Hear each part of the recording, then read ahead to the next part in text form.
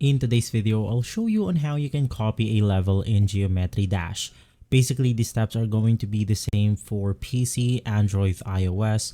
Just begin by opening up the Geometry Dash application, and inside this page, you then want to navigate through the level builder. It is going to be the third option on your main menu screen. In here, click on the search function.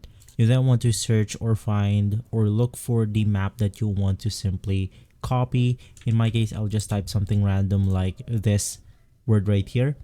And then you want to find the map once again. In my case, I'm going to go ahead and click on this specific option. And then we have the folder to folder icon. Click on it, click on yes. And basically, it will then allow us to edit the level, play, and share it to whatever we want to.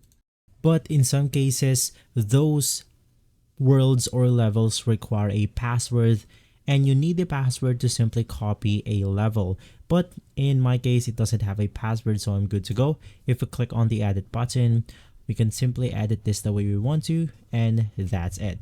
If this video has been helpful, leave a like, subscribe, and follow Guide to Everything for more videos like this. Thanks for watching.